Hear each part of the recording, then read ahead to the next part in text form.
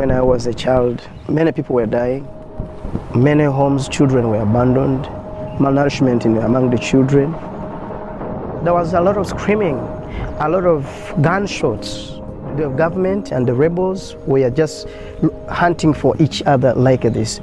Even the children, even the aged, everyone went dying because of the war situation. There was no value of human life before them. When two of my brothers were brutally killed in the war, I lost all hope ever. Frankly speaking, if I met the men who had killed them, my intention was to kill them.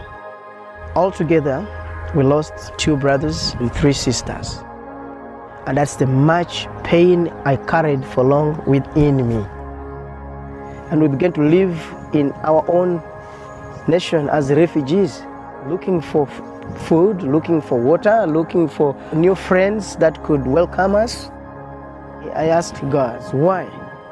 If you are alive, why did you permit all this? Wouldn't you rescue us? I was a lonely man, full of frustrations. But then things changed literally. When I began to live among the refugees, a team of evangelists through a Global Disciples outreach program described Jesus as the Redeemer. I kept reflecting on their own testimony, where God got them from, the tears that Christ has wiped out of their eyes.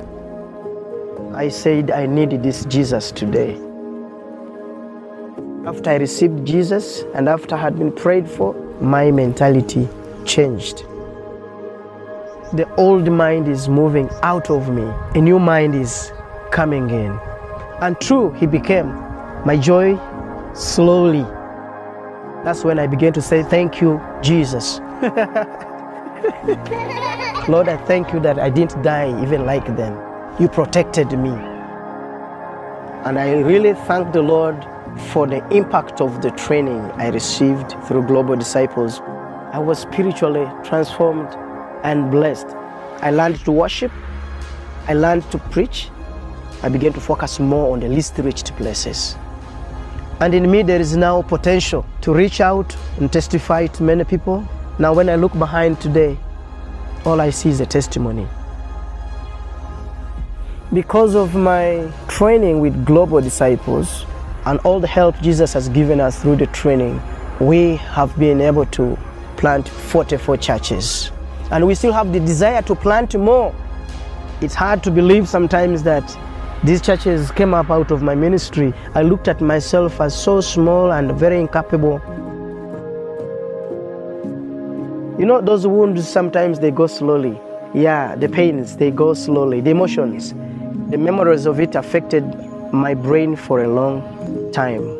Even until today, when it comes to my mind, I still say, Lord, sorry, I thought wrongly. Forgive me. I'm not the first one to suffer.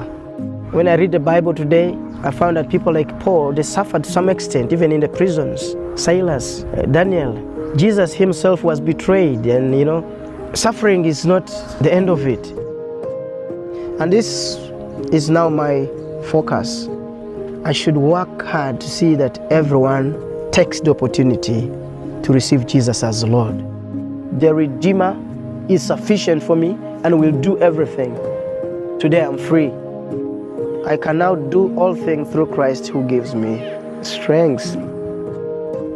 Like Global Disciples came to Uganda, now we have to go more, even beyond the villages, to push the work more further, to reach the least reached places. Many people are crying out there.